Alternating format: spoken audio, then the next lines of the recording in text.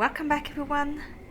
Oh, I think we're still in the western portion of the hive, and I think I've pretty much finished every quest I needed to do.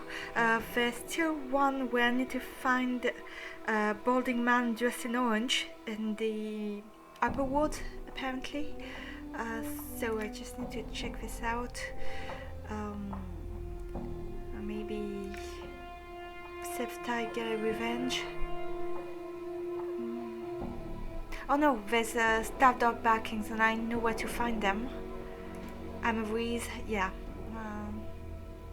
Fair skin with black hair, always wore blue, living somewhere in the hive, so I don't know where she is exactly. Spell Ruby.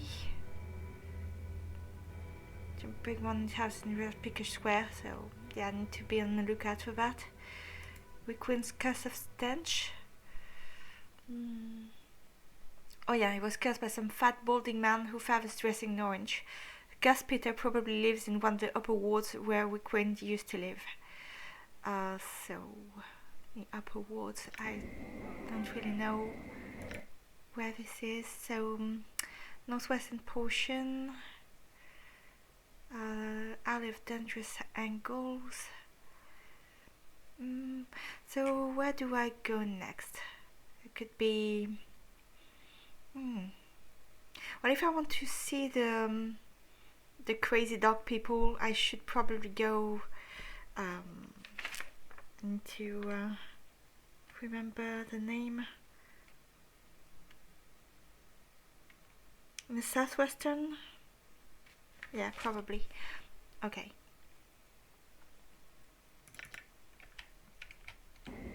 Done.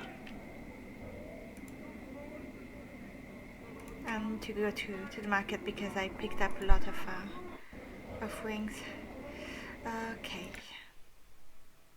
Oh yeah, that's the Smoldering Corpse. The southwestern portion. Okay, and there's a barking dog, so I could try dealing with them. I'm gone. This is probably the worst place we can be in single at the worst time.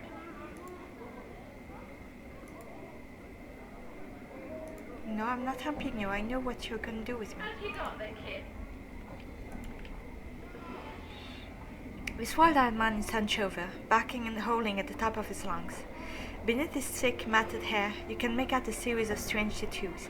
They run the range from screaming faces to bizarre geometric shapes to what appear to be lines of verse.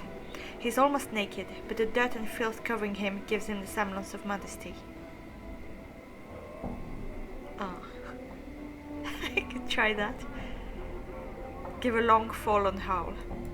Ow! The man whirls on you as he hears you howl, then gives a lopsided grin as he throws his head back, howling with you. He stops a few moments later, when resume is loping about, snarling and barking like some feral dogs.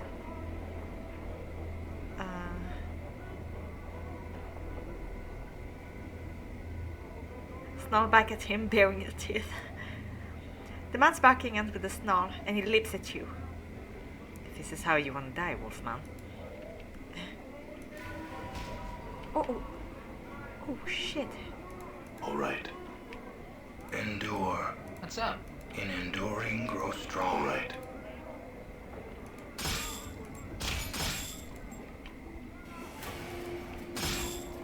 Okay. So I know not to snarl at these guys anymore. Uh-oh.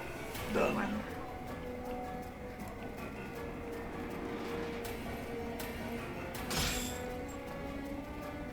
This is probably the worst place we can be in single at the worst time. Damn. I'm wounded. Done.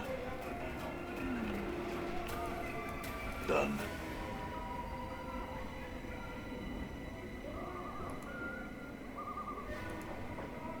Oh, I hear your words. he's in trouble. I will hear you. I think you still have a cloud charm. Okay.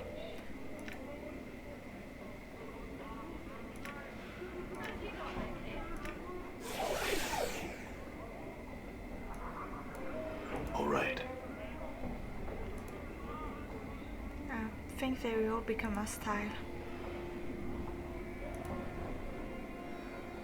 Backing wider. Oh. You see backing wider. He's still hunched beneath his long dirty locks. He seems preoccupied with growling to himself. Question, Wilder. Close your ears and hear me. He claps his hand delightedly, like a child at a festival, then gives a howling shout. Question! Question!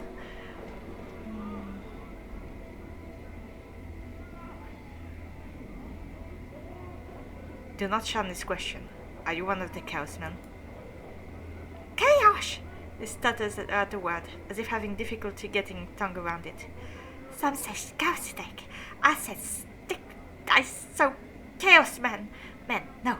Nem, no. Men, yes. 3 no's make it, yes. He hunches down on his knees and begins to rock back and forth, singing like a child in a childlike soprano. Chaos Man, hop along home, a faction it is. Yes, we are alone. So you're one of the Chaos Men. Very well, add some more of the questions. He claps his hands delightedly, like a child at a festival, okay? No.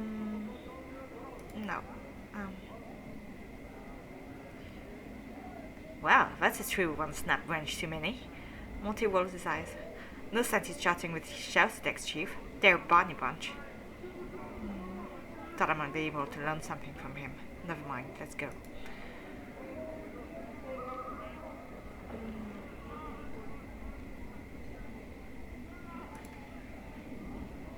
Okay, so...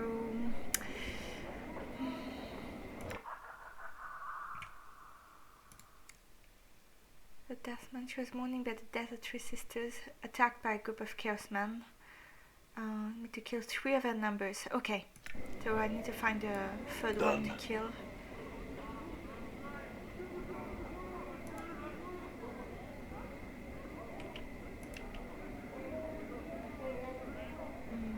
I'll do the same thing. All right. Yeah?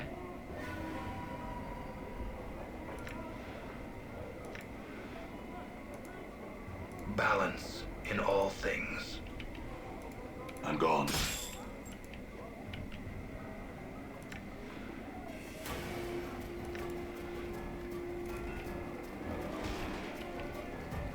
Damn, I'm hurt. Oh.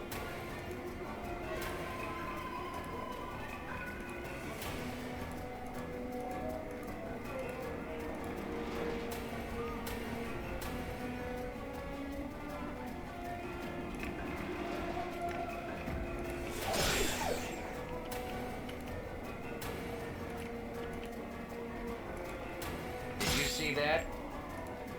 Okay. In a way, I think the hatchet is worse than the fist irons. All right. Okay, so I killed 3 of them. I can go back to the mortuary. No, not the mortuary, the memorial.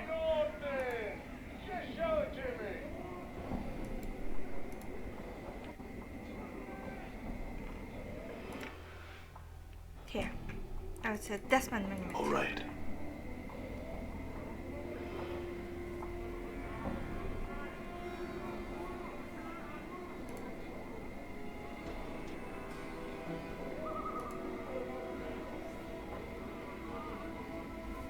You again! The woman stands to face you, her lips peeling back in a snarl. You have news to Sev'Tai? I found the staff dog barking and penned 3 of them in the dead book. Updated my journal. The powers be not blind and the justice is day. The woman reaches into her spider-like hair and draws forward a copper earring. Here you are. A pretty bit you should fetch. This worth 33 coppers at least, I'm sure. Belonged to one of my sisters, but she won't be needing it anymore. Very well. Farewell, Sev'Tai. Looks like my skills have increased. Yay! Leveled up. Okay, so...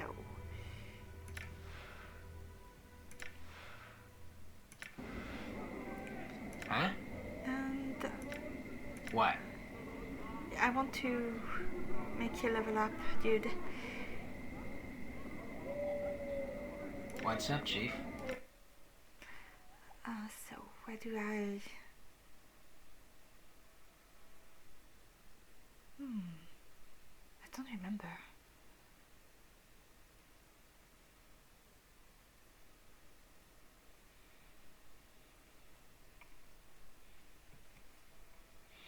Wait a second. Oh, you just need to click on a very small cross. Okay.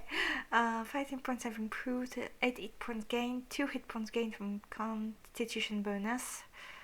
Okay. Alright.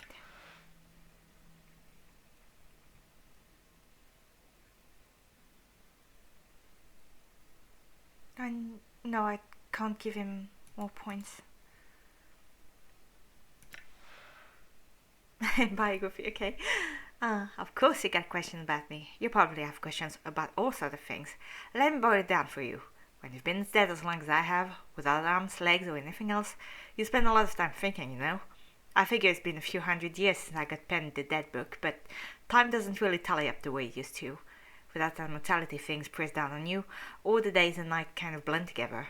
So you think about this, and you think about that, and the most important piece of wisdom I've learned over the past 100 or so years, it's this. There's a lot more obscene gestures you can make with your eyes and your jaw than most people think. Without even resorting to insult or taunting, you can really light a bonfire under someone just with the right combination of eye movement and jaw clinking. Drives them balmy. If you ever get beheaded and your skin flakes from your skull, I show you how it's done. I got some real gems, Chief. They'd drive a devil to murder, they would. I know what you're thinking. I'm dead. I've lost so much. It should have sobered me up all to that joy I've missed, all the loved one I've lost. Some people get all depressed about death. They haven't tried it, of course. But one thing they never seem to realize is how it changes your perspective on things. It really makes you take a second look at life, broaden your horizon. For me, it's pretty much made me realize how many dead shits there are in this burg, and how few sharp-tongued men like myself there are to go around. You spin the wheel right, and your years of spending nights alone are over. Shallow? I'm not shallow.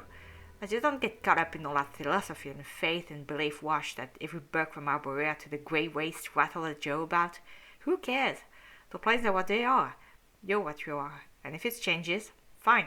But things aren't bad the way they are. And I should know. Go on, ask me some questions about the planes, or the chant, or the people, or the culture. When you end up like me, without eyelids that is, you end up saying a lot of things. And I can tell you almost everything you need to know. It's like this. We're in this together, Chief. Until this is over. I stick like your leg. I love this guy. Okay. All right. And, yeah, I didn't check my biography. Oh, I feel like I've woken up inside someone's dream. I don't know who am I don't know how I got here, and I don't know how to get out. First thing I remember is crawling off a metal slab in some vaulted monstrosity called the Mortuary, and some floating skull asking me a bunch of damn questions. I've lost my memory, I've lost my possessions, and the only thing I really seem to know is that I can get stabbed, beaten, burned, and I get better. This generation of mine hasn't done much for my looks, but no one seems to notice. I need to figure out who I am and how I got this way. I feel like something's missing, something inside, but I don't know what. Okay, and what about Dakan? My past is not known to you. It is not my will that you should know it. Now that I bear the scars of one who has traveled the plane, now that I have never rested long in any one place, now that I bear the weight of one who has traveled far to be in this place, now that I am the Githzerai, now that I am one of the people of the Zertimon. It was Zertimon who knew the Githzerai before we knew ourselves. We knew what had to be done to free us. From his knowing came action. From his knowing, freedom was born. The Githzerai ceased to be slaves and became a people.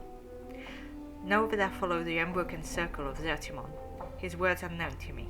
His heart is known to me. All that remains is that I know myself. Okay. So, do I go back to All right. the south? Yeah, I should. Should do that. Turn potion in the hive.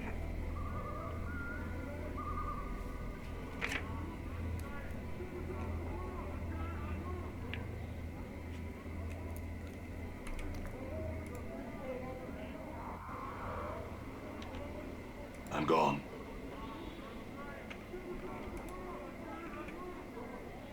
I'm surprised at how tough they are. Hive tag, hive dweller, okay. Perhaps I should try to talk to the Githzerai again. It was a moment ago. Angry hive dweller. Yeah, I don't.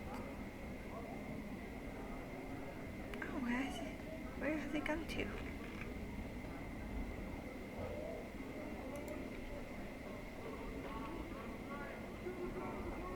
Githzerai in person. Now that I am with Dakon, perhaps it will tell me some of the things.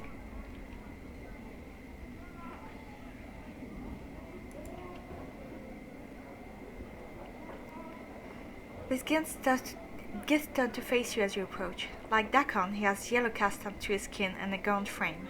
His clothing is a curious blend of sharp colors and dull mud-stained browns. The good dead black eyes flickers over Dakon, then you. Greetings. The man ignores you and turns to Dakon instead. He speaks several clipped words in a low tongue, which you can't understand. His expression doesn't change as he speaks, nor does he make any hand motions, so you can't even hazard a guess at what he's saying. Dakon replies with an hour flight of words in the same tongue, and the Githzerai fall silent. What's he saying, Dakon? The Githzerai turns to you as you speak, then turns back to Dakon and speaks again, this time at great length. Dakon replies. It sounds like the same hour flight of words as before. The Githzerai falls silent again. Dakon says something else, and the Githzerai responds with another lengthy stream of words. Dakon, can you ask him some questions for me? Dakon turns to the Githzerai and speaks, this time at a slower, more measured pace than before. The Githzerai's reply is a short one. What did he say? Your words are known to me. The Githzerai interrupts. Face me and speak your mind. I will hear you. Very well. I had some questions. I shouted, droning. I'm sorry? Your question is a stab in the dark, an arrow without direction. His forehead wrinkles. The answer to such a question filled the mind of an anarch. There is no time for such an answer. Tell me plainly what you wish known.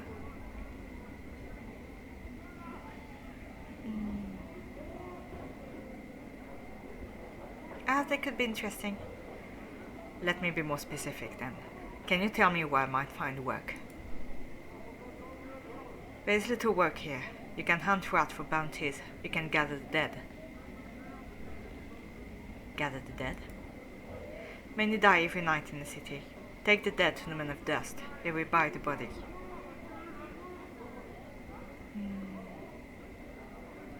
The dustmen will pay for the dead? Why? The men of dust care for the dead. They perform last rites on its corpse. Alright, go on. Many die. The men of dust cannot gather them all themselves. They do not want the dead to remain in the streets. They pay others to bring them the dead. I had some other specific question. The Gith pauses and speaks again. Ask your question. I will hear you. Can you tell me what there is of interest around here? You are not known to me. What is interesting to you may not interest me. I'm interested in work. Okay. The specific questions. That could be interesting. Can you tell me where this city is located? This city touches all places. What do you mean? This city is a cage with many doors. Each door touches another place. Why do you call the city a cage? Any structure with locked doors is a cage. Locked doors? Every door in this cage is locked. Each door has its own key. Only then may you leave. Where are these doors located? Everywhere. They number as many as the places they touch. Places? Like where? The doors of this cage leads to everywhere. Every plane, every world. I don't understand. It is difficult to understand. It is not difficult to accept. Where do these doors you speak of lead? The doors of this cage leads to everywhere. Every plane, every world. Okay, other questions?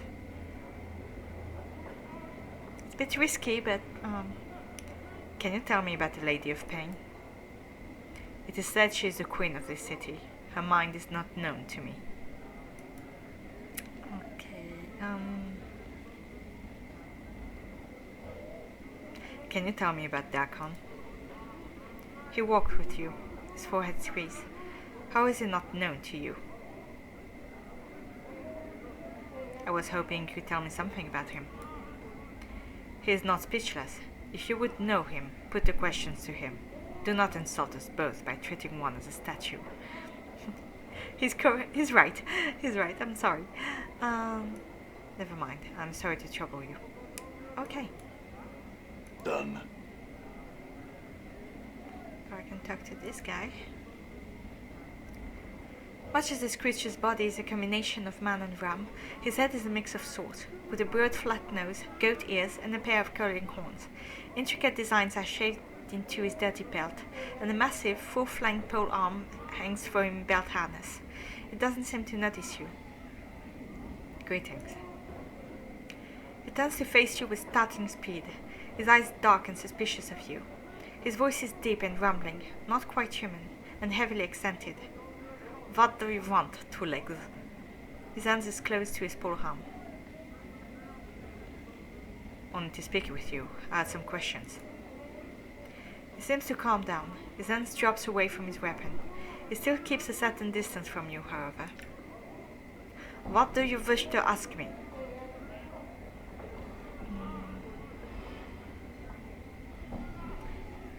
Tell me about the slums around us.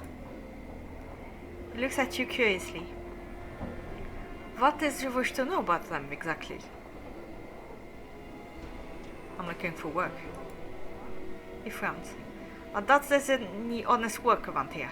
The only thing in number supply is that hive is trouble. What about some place to enjoy myself? Yeah, the good stuff. I don't think there's anything to enjoy here, Two Legs. Perhaps we should look elsewhere, in another world.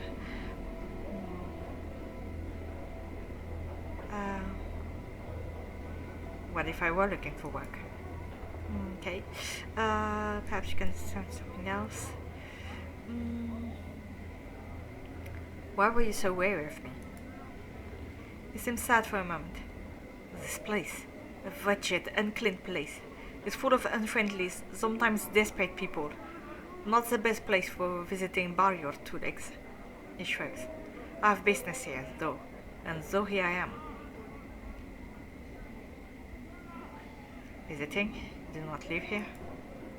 The barrier shakes his head, laughing. No, Two Legs. No barrier could live like this. Where are you from? From the plains of Isgard, Two Legs. They are my home. He smiles in fond recollection, as if warmed by the memory. What sort of business were you here for? Another time, Two Legs.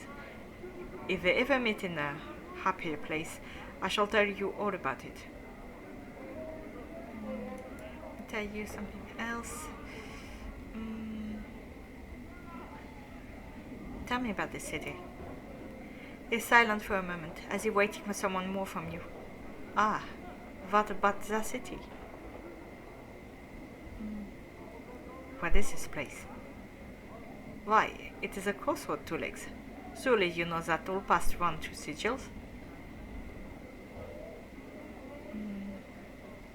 Yes, I see.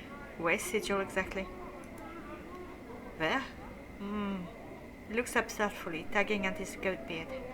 It is the outland, the center of the plains. But since you can't reach it from just about anywhere, the gel is in more places than just that, you see?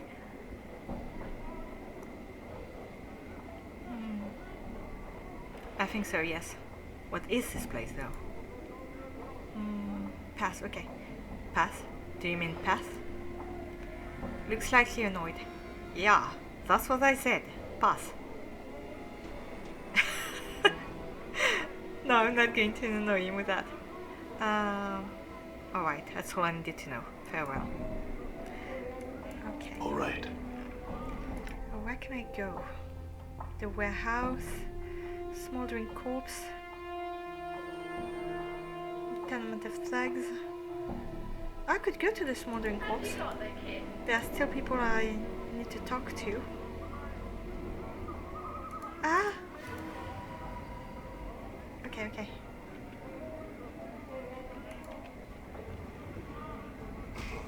I'm hurt. Oh, seriously. Alright.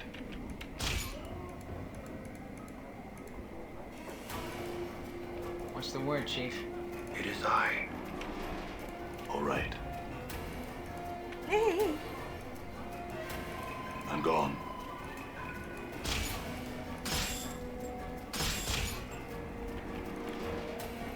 Into your path is mine. Done.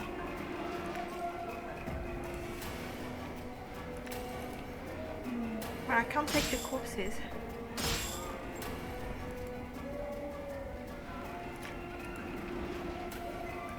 What's up? Done. Maybe if I talk to a collector.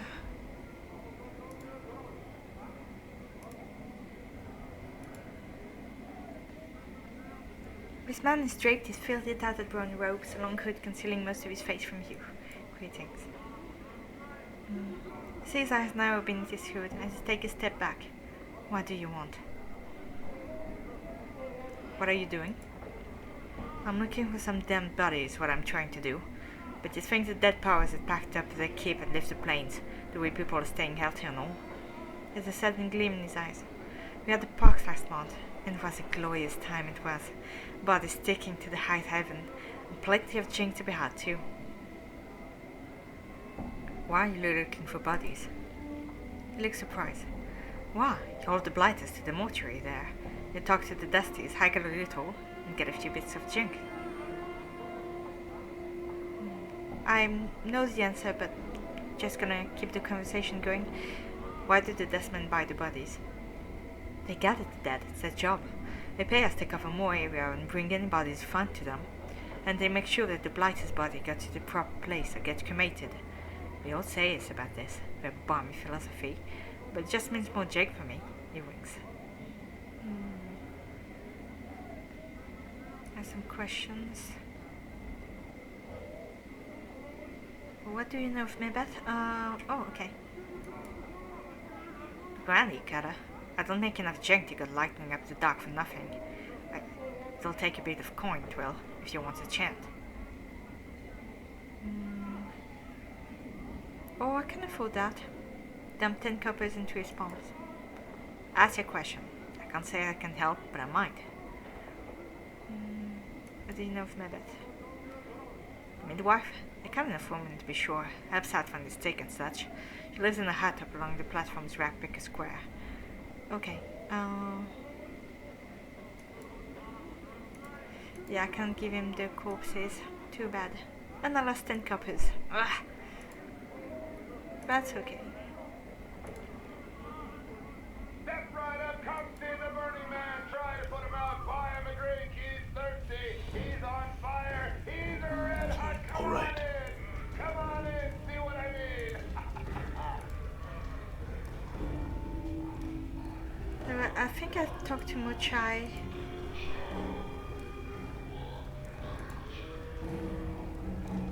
Ilquix.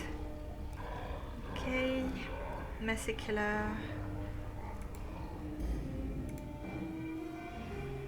Ebb Creakknees.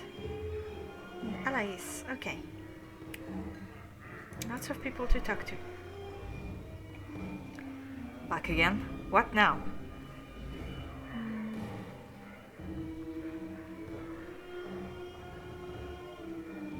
What can you tell me of the patrons here? I've already... Yeah. Finally, you interested in earning some free bub? Yes. There's a bub over against the far wall, hanging about in the shadows. He's been trying to work up his courage to slip out without covering a tab. I want you to make sure you don't do that. You do it, you got free bub here for life.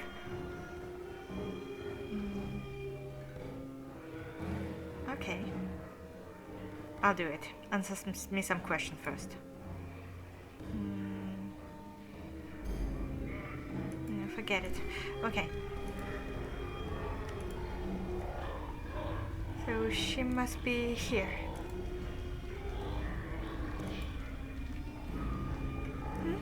What do you want? Barker says it's time for you to settle your tab. Pay up.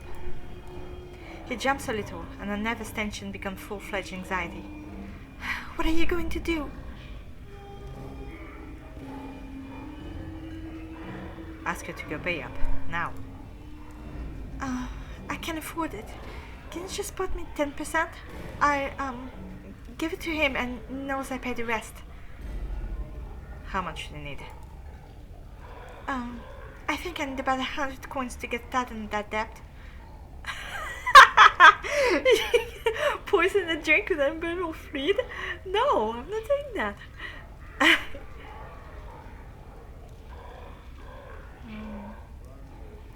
It's 100 coins, so yeah, I have enough.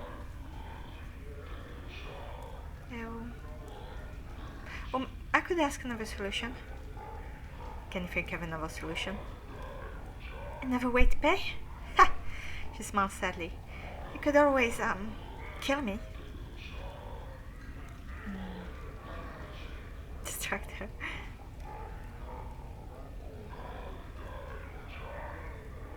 Distract her. I could, but what's that over there? Over where?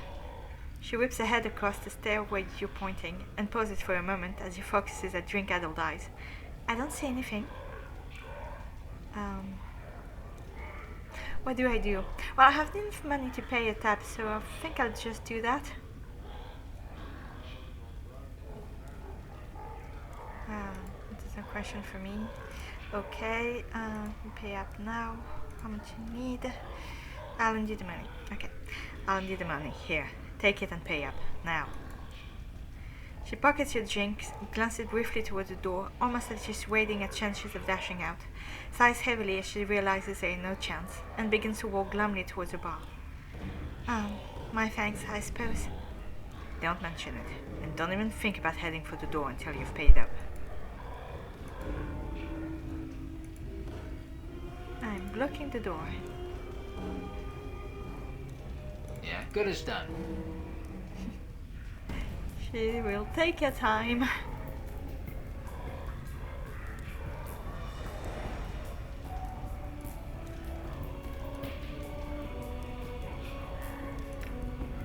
I'm gone.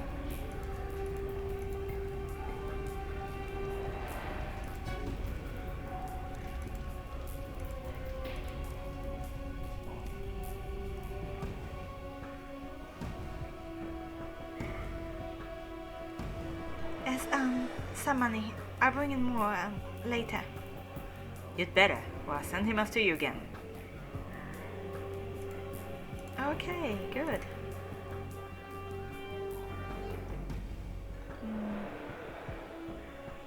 You won't be having trouble with Mochai again. Then, friend, you have full bar privileges, for free. Anything you want, anytime. That must have been a pretty big tab showing up. You don't know the half of it. You want a drink now? Set me up.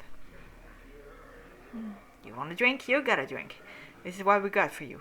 Beers, bitters, mead, elemental water, arbor and fire wine and fire seeds, curd wine, and Batori and whiskey. What will it be? I'm gonna take mead. You quaff the wing drink. The flavor isn't exactly bold, but it's filling, and it's alcoholic. It doesn't seem to do anything else for you. Will it be color? Nothing. Okay. I think I've talked to Drusilla. That hits 9. Okay,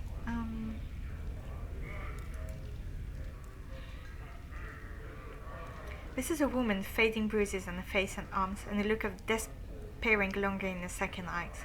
She might have been pretty once, but those days were long ago. She turns slowly to face you. Life pours into her features, and she sparks of sardonic light that dances in her eyes, now makes you wonder if your eyes were deceiving you. Welcome to the Smoldering Corpse, scared man. Who are you? I'm Drusilla. I'm just a bit clueless. Don't ask me how I know that, it just shines off you. Clueless? I think not. He smirks at you, and her bruises seems almost to fade. Whatever you say, dearie. Whatever. Answer some question for me. Hi, traveler. What did you seek? Who is that burning by the entryway? Updated my journal. That despair you saw on her face before flits across it again like a black wind shadow before she masters herself. That's Ignus, one of the greatest wizards ever to come out of a slimy excuse for a cesspool. They cut him, they opened the channel to the plane of fire through him, and now it's just a doorway for it, keeping himself alive by force of will alone.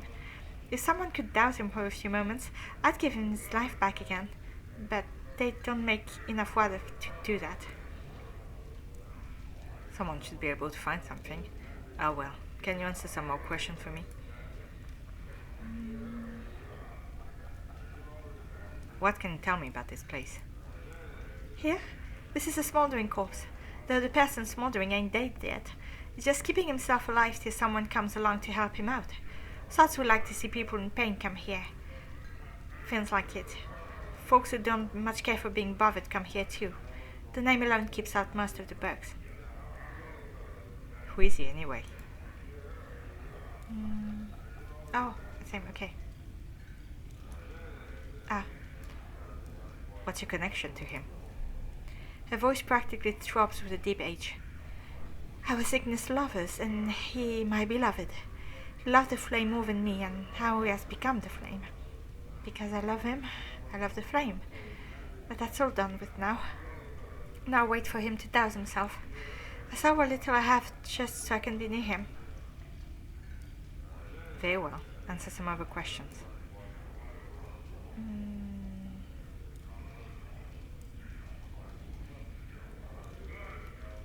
I could always try.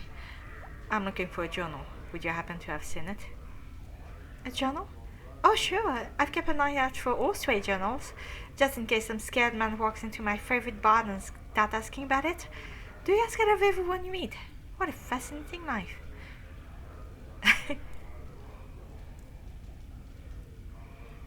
Just answer my question and let's get through this. Good day. All right. Okay.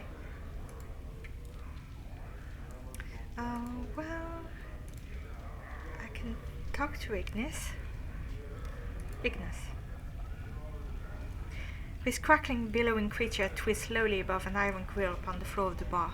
It may have once been human, but now its skin is charred beyond recognition. Streams of fire form the wreath around the creature's body, and the flames lick at a few remaining pockets of flesh, causing them to bubble and run like wax down the creature's skeletal frame. Examine the Smoldering Corpse. The heat surrounding this creature is incredible. To your surprise, the iron grill the creature floats above has sagged and bent from the heat. At first you thought the heat came from the grill, but now you realize it emanates from the creature. As you watch, flecks of ash drift from the writhing corpse and float slowly to the ceiling. Greetings. The things make no response. It writhes slowly within the flames. It lives but doesn't seem aware of anything other than the fire that surrounds him. Its skin is a flame. Its heart is a flame. And you know within some shadowed corner of your memory that this thing is dangerous. And leave the thing alone. Okay.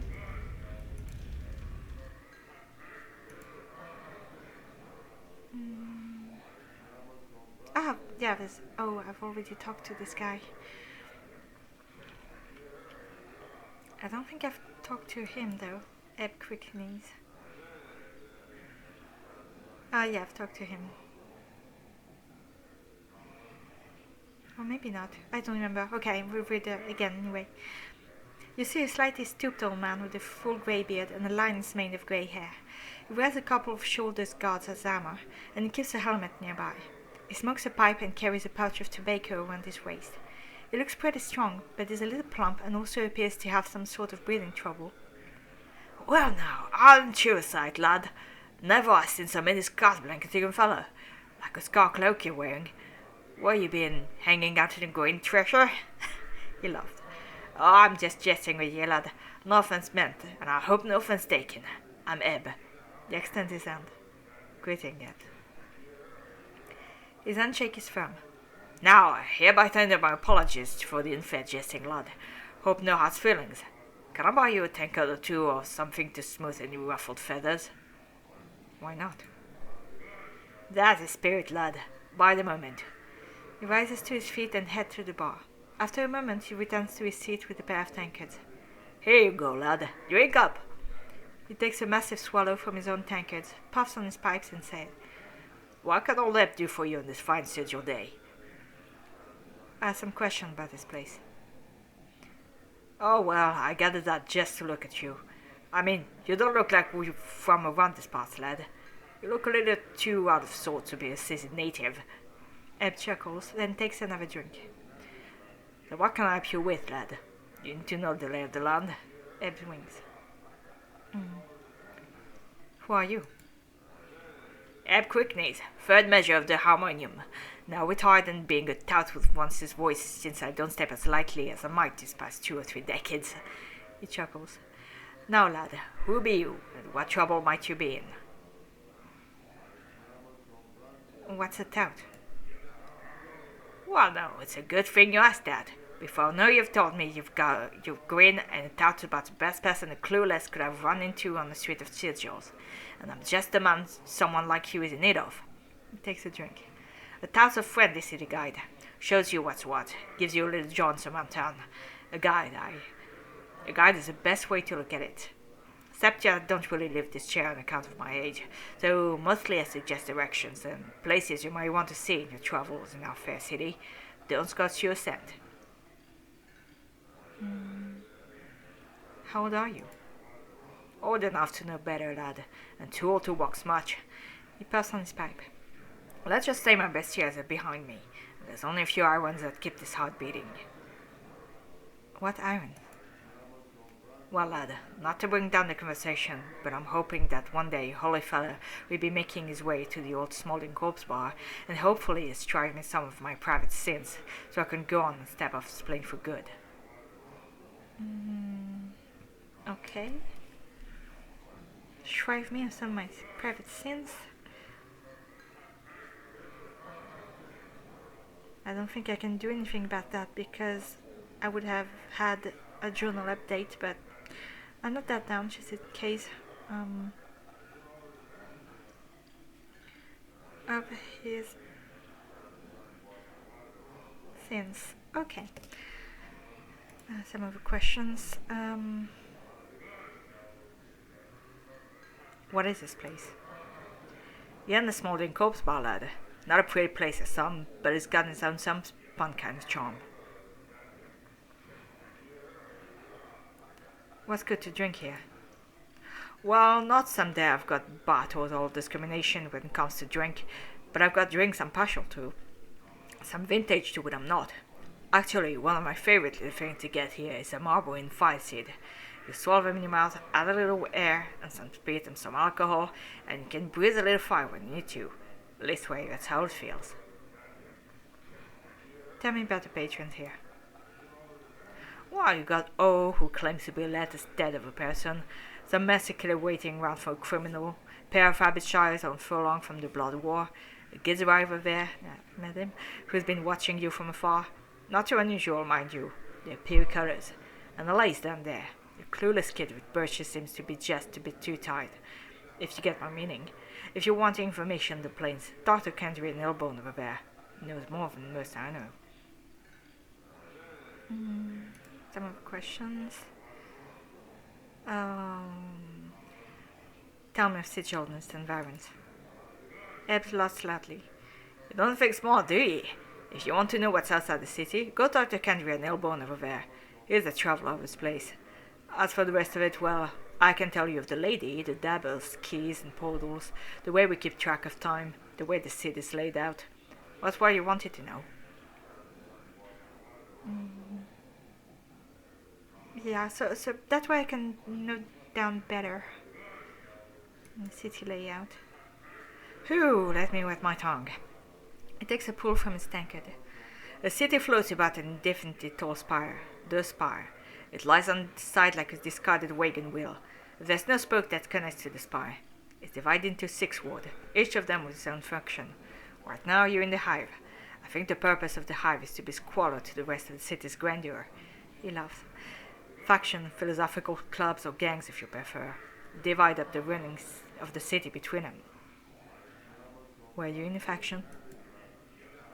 Ebb raises his hand as if to stop you and laughs lightly. Oh no, hold on lad.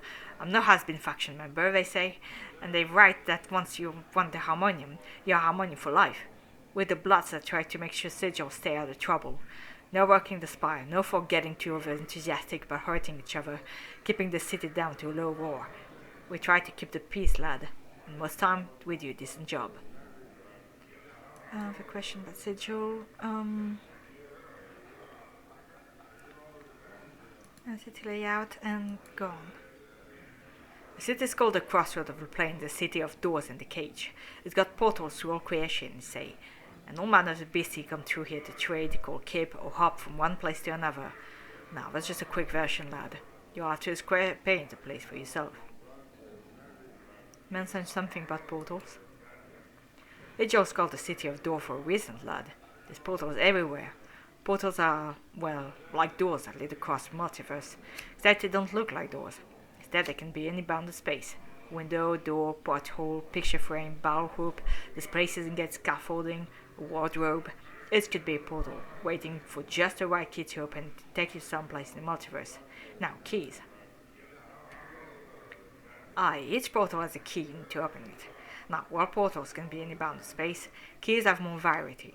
It can be anything from little tune to hum right next to the portal, to dancing a jig, to being in the right mood, or having a piece of the plane you want to go in your hand, and on and on.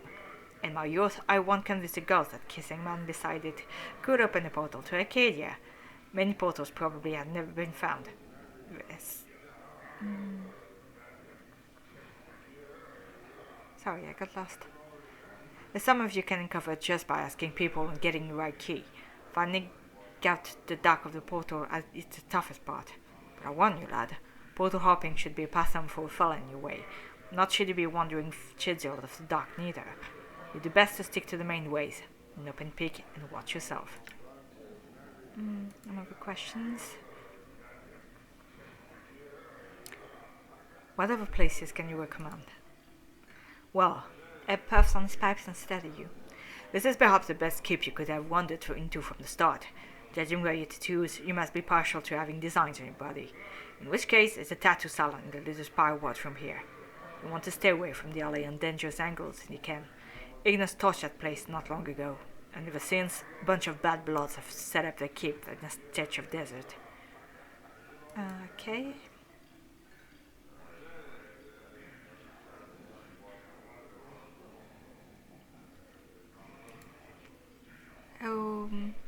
The Dabbas.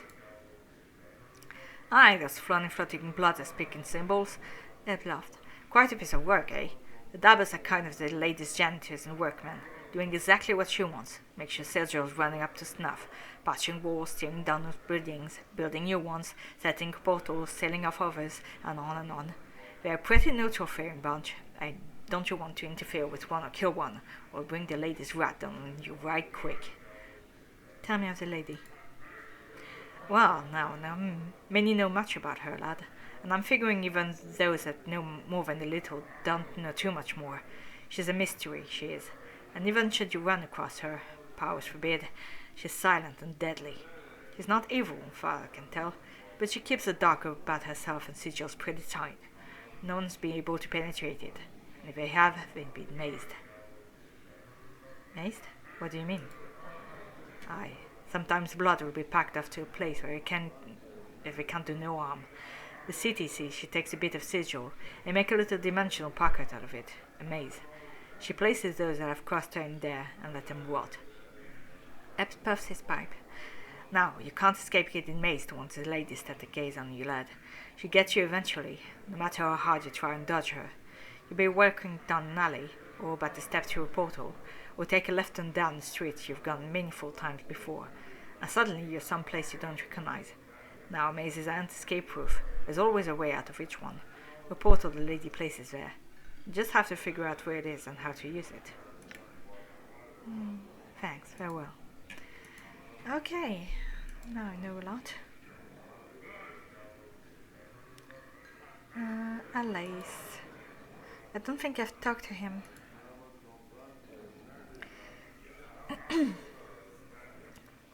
You see a trim, muscular man, dressed in clothing that is comparatively drab and mundane compared to most of the outfits you've seen in the city. He carries himself with an air of supercilious arrogance. He also looks dramatically out of place here. What do you want? He asks. Who are you? I'm Alais, warrior of renown. Surely you have heard of me? No. Can it truly be? Can it truly be that none of his town have heard of me or my exploits? Alas, I shall have to prove myself all over again. And here I thought my fame is spread across the world. What world are you from? I come from the city of Alburn on the river Tame. Surely you have heard of its glories and wonders? No matter, no matter. This place is benign and you know it when it comes to the splendors of true cities. I am told that my land is what is called a prime by the denizens of the city, though prime of what, I don't know. How did you get here? I was chasing my foe, the villainous, life-shaped Tirtananel. He pauses, waiting for acknowledgement, and then continues. He conjured his demonic magic and opened himself a doorway, and hurled himself through it. Before he could flee me entirely, I threw myself after him, and find myself here. I get it. You're one of the clueless. He bristles, reddening, and his hand clutches convulsively around the hilt of his sword. Clueless it is. I take offense to your words, sirrah, and bid you farewell in the hopes that we should never cross paths again. Turns away from you, still flushed with pride and rage. Just wanted to ask you some questions. He sighs heavily and eyes you with disdain. Then be on with it, scarred one. Ask and be done. I'd like to apologize to you. He appears entirely shocked, as if the notion of apology is alien to him. You wish to apologize? That's what I said. Then I suppose as a point of honor, I must accept your apology. Very well. In return, I offer my apology as well. Let us set the matter aside and speak no more of it. Okay, so some questions. You can tell me something else, maybe? What can you tell me about this place? I do not know. When I arrived here, I realized I needed a place to regain my bearings. Imagine my shock at discovering that even a simple tavern in this part of the world is populated by the eccentrics and crazies. I've truly been transported to a madhouse. It certainly seems that way sometimes. Okay. Who are the patrons of this tavern? I met only the elderly Ebb Creakknees, who has been instructing me in the ways of the cities and plains. My foe's spells might have catapulted us far across the world, for I know of no plains near our former locations. Alright. Okay, I get it. Ilquix, I don't think I've talked to this guy.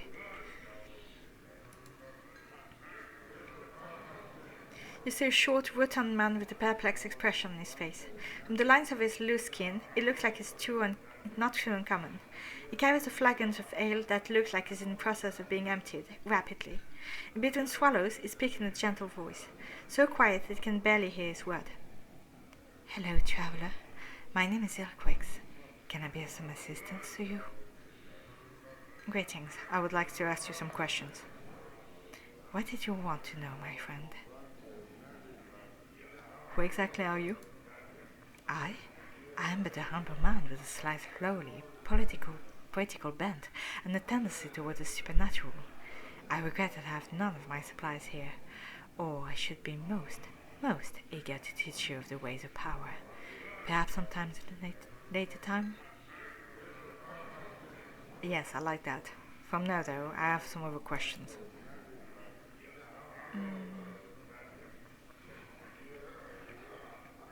So, looking for supplies? Okay.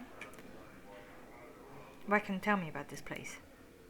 This place? The Smoldering Corpse Tavern? A fine establishment with a fine owner. Marcus is a true gentleman, and ambitious to increase his standing to boot. These, I feel, are the most useful qualities one can possess. The draft people, I have some more questions. Who is that burning man? That? That is the last unfortunate that chose to exercise his individual will without the strength to back up his desires. His name is Ignus, and he was a pyromaniac. He burned and didn't burn the right people, and wound up channeling more willpower than he could control. Now, well, you can see what became of him. If you wish to learn more of him, perhaps that poor creature Drusilla can help you. Okay, I see. How about the mercy killers? An armored behemoth, this man is huge. He also seems to have a very keen eye. It misses nothing that transpires around him. It also seems that he has no interest in speaking to you. I'd like to ask you some questions. The man stares at you as if you were some form of bug. He stares at you, blinking slowly. He turns his head then, dismissing you without speaking a word.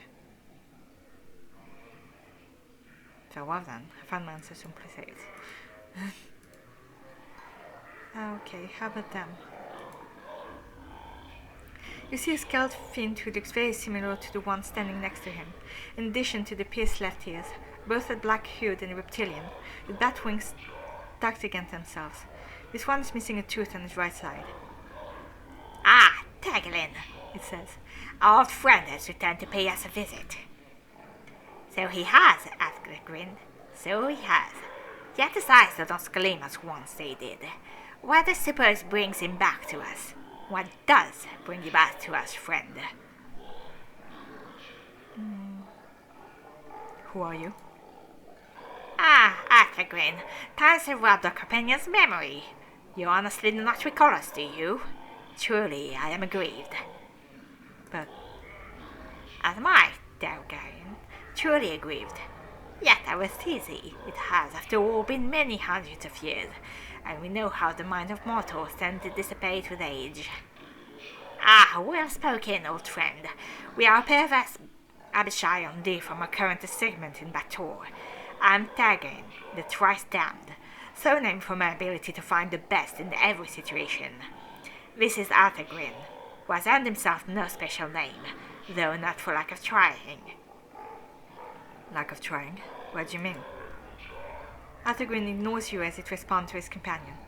And once again, Taggin, you have got straight to the truth of the matter, though perhaps it is best not to have earned the sort of notice once being the name thrice damned must surely have incurred.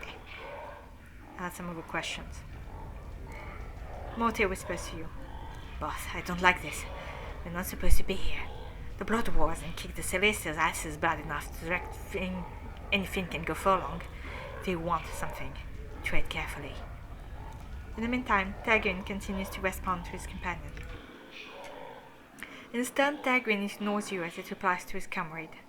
Once again, I maintain that any notice is better than no notice at all. The Abishai turn back to you. Old friends, does this answer your question as to our identities? I suppose we will have to. I have some other questions. Questions. Perhaps we have answers. We are certainly eager to read you, old friend. What are you doing? What are we doing? Why, is it not perfectly clear, old friend? We are on leave from our beloved assignment, taking for ourselves some much-needed rest, and perhaps inducing some additional recruitment for our glorious cause. Our superiors fully support our presence, to be sure.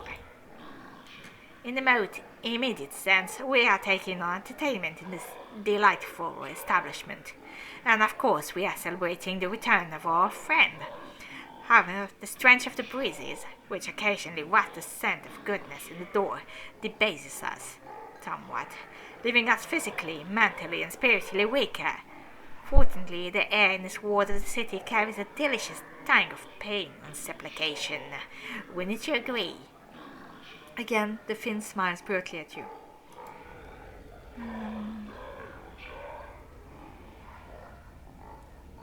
Tell me about Fiends. As we see it, there are two kinds of fiends. Those who are correct and those who are not. Our side, that of the Batazoo, is correct. The other side, that of the cursed, hated, chaotic Tanari, is incorrect and must be exterminated. We hold the Tanari directly responsible for the blood war. Were it not for them, we could have settled the lower planes in peace, and wouldn't have the bother of finding this wretched war.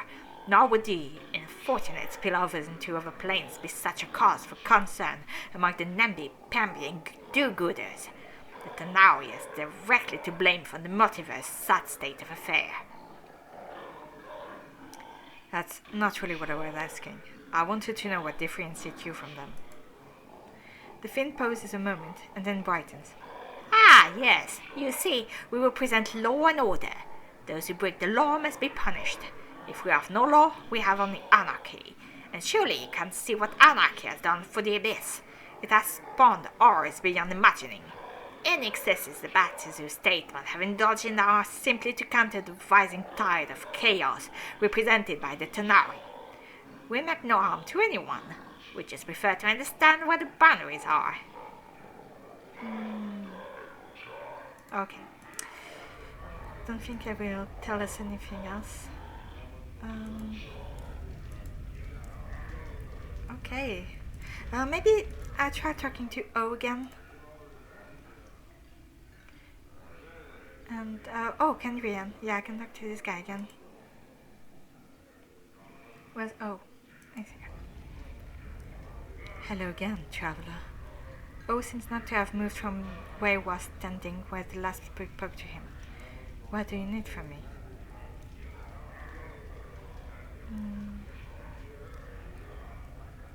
No, I won't say anything new. How about him? Once again you are struck by the insubstantial nature of this man's existence, and once again you are riveted as he turns his pale blue eyes on you. Have you traveled about for us what you need? Not yet. I have some questions for you. Perhaps I have answers for you. Speak, and I shall tell you. What are you doing? I'm fresh back from negotiation.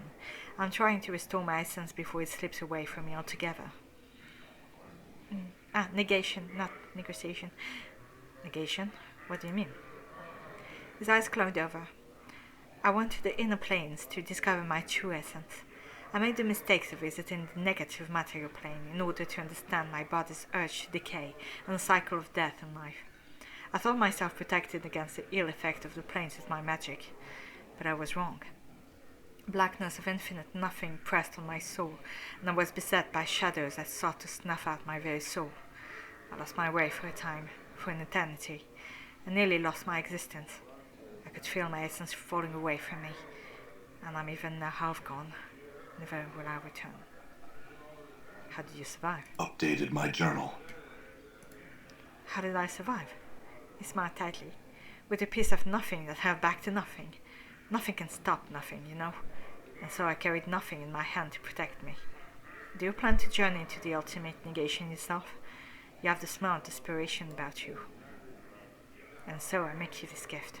Hold it in your hand when the shadow press it, and it should protect you and your friends somewhat, should they remain close to you. He passes you a small black token that looks as if it has no dimensionality to it at all. Thanks. Tell me more of the planes. You want more of the planes? Ask and I shall tell as best as I can. Would you hear of the outer planes, the prime material, or the inner planes?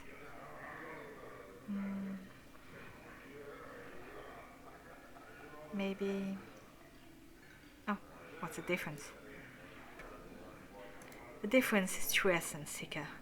The inner planes are matter, substance, true physicality. They are the building blocks of the multiverse, for it is from them that all belief in the elements spring.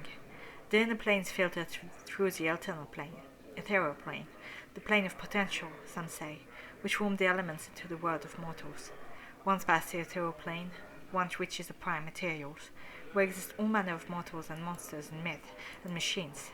It is there that belief is born, and there that the spirits that create the outer planes are born. When mortals die, they pass through the astral plane, and no place that is thought and mental energy itself. It is in all things and in none. It is paradox, among other things, and it filters spirit into the great ring. Do you comprehend so far? Yes, go on. Now, the outer planes. When should I start? Do you know the cardinal rules of the planes, on which all of us are based?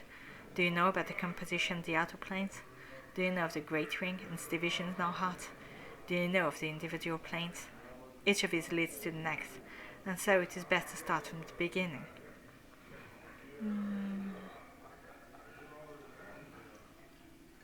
There's a lot of information to be had. Tell me of the composition of the planes. The outer planes are created of and by belief and thoughts and faith. They take their imagined form from the plain material plane, shaped into form that staggered the imagination, built by the accumulation of belief. Belief creates a plane. Belief is power here. Change belief and you can change the nature of reality. The creatures that are born here, the plane born, like the fiends of celestials, are truly born of the thoughts and concept of mortals. They each express some sort of ideal, and the more powerful the ideal, the more powerful the beings. Thus, the being that symbolizes love is one of the strongest of all. That's why the powers, gods, some call them, live out here. This is where all the faith in them comes. This is where they are, their most pure and most strong. Their realms are extensions of their very beings, manifestation of their godly essence. All of it's informed by belief. So, the composition of the planes and belief. Tell me of the Great Ring now. Among the illusionity of Planewalkers, we conceive of the infinite outer planes as a ring surrounding the plane of ultimate neutrality, the Outlands. A spire atop which sigil sits in the center of the Outlands, the further ones travels away from the spire. The less neutral of the planes grows, until it spills into the neighboring planes. Each of its planes impinging the Outlands, spinning themselves into law and chaos, good and evil. The great road marks the demarcation between the Outlands and the gate towns that spring up around the gates of its planes. Beyond the gates town lie the interland, uncharted territory that is lost to history, that loses thought. Danger lies in the interlands. Go on. The outer planes differ by mortality, not substance. For you, we'll divide the planes into three sets: the upper planes of good, the lower planes of evil, and the boundary planes of neutrality. These are then divided further by law and chaos, with the Outlands in the middle. Which of these interests you?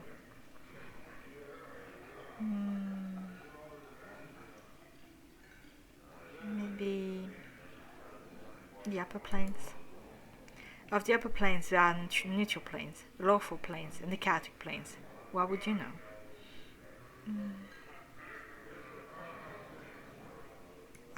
Yeah, the other view. I could come back later if I have doubts, but I don't think I will read everything today because it's a bit long. What did you mean when you mentioned negation before? Oh no, I've already, okay. More about the planes, okay. Or maybe the prime material. You want to know the prime? Visit it. The boundless worlds of that plane have an infinite variety, as does the plane. Well, I cannot encapsulate them as I have here. Suffices to say they are the birth of the outer planes, the children of the inner, and they all have limitless potential within boundaries. Okay. I think I've talked to everyone. Looks like it really hurts. Probably. I need to check the world map, because there are the 6 districts. Rockpick Square, Buried Village, the Hive. Oh, this, okay. Oh no, it's okay, I see.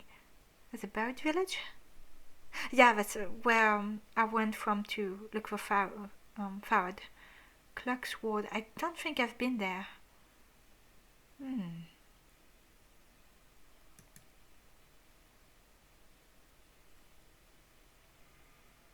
I leave dangerous angles. Okay.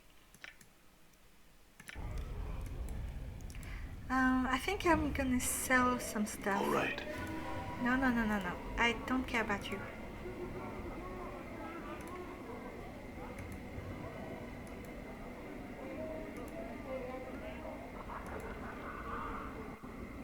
All right.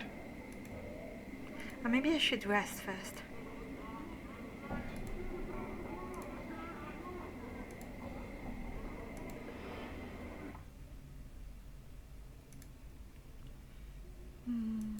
Okay. Done. I need to talk to the wife. And we could rest here, okay?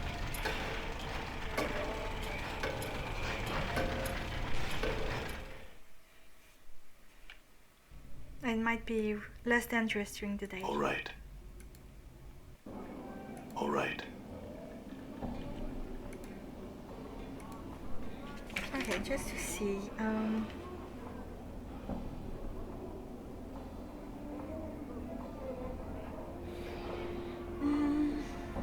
Large market, yeah, in the southwestern portion. Oh, so I was in the right place actually.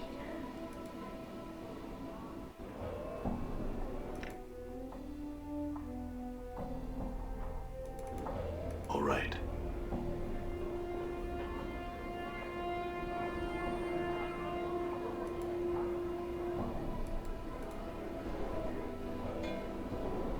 All right.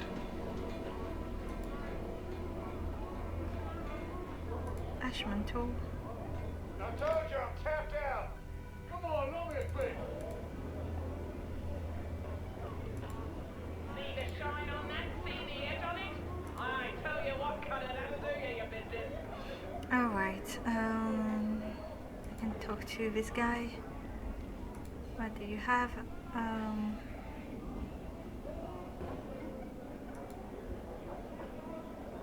Okay, no, not him. Probably her? No thanks. I don't want fish.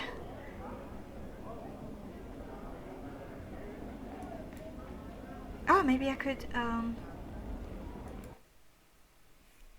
there is some equipment I need to have identified, and no, we can't see that.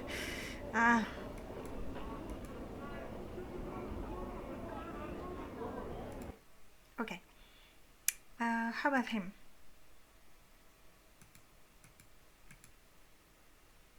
Identify. Here you go. I can't identify anything.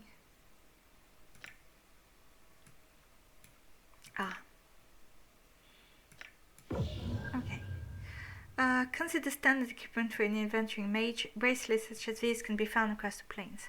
Judging by the markings of this particular bracelet, it appears to have been made in style quite common to sigil. Various glyphs of warding are meticulously carved along the surface, producing an almost hypnotic effect when looked at. When worn, this bracelet protects the wearer from normal attacks as if they were wearing scale armor. Excellent! But I can't use it! What a shame. No, I don't want to steal.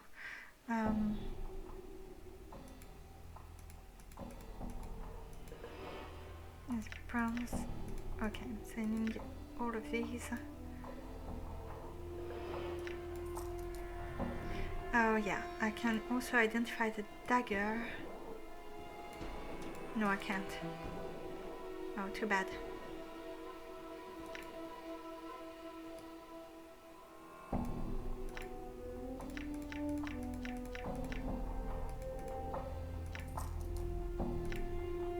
And, oh, silver ring.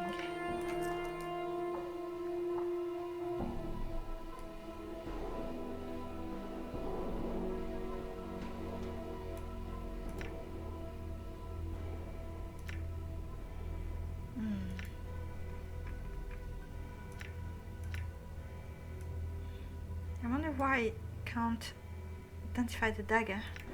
Maybe Come in, Basher. he Look can? here, the finest Toledo blade.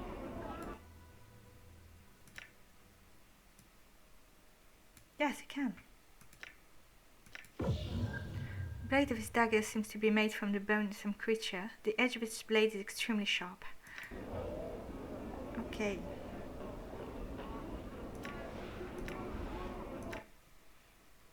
So I have this bone dagger.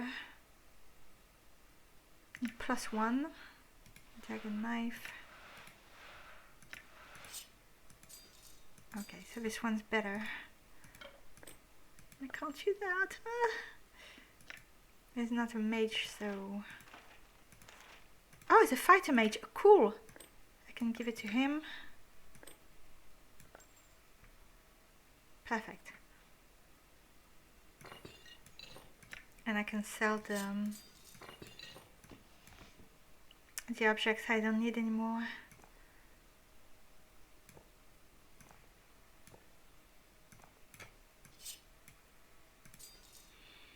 Crescent hatchet. I don't think I will be using it. I'm a fighter. I wonder if I can change my class because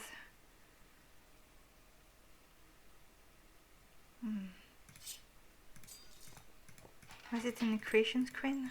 I don't know. I can multi-class later maybe.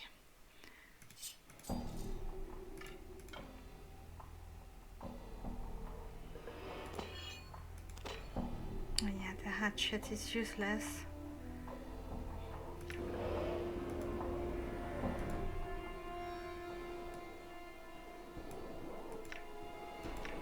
Steel knife, jagged knife, and the hammer. Okay, done. So now I have a lot more money. Oh, that's good. Hat charm. Okay. Done. So I think I will go over here and there's another Githzerai I can talk to, but I will stop here for today because there's a lot of places I could go. And Braskin Keep, okay. Yeah, I'm gonna try talking to as much people as I can. And alright, so I thank you very much for watching, and I will see you all next time. Bye bye.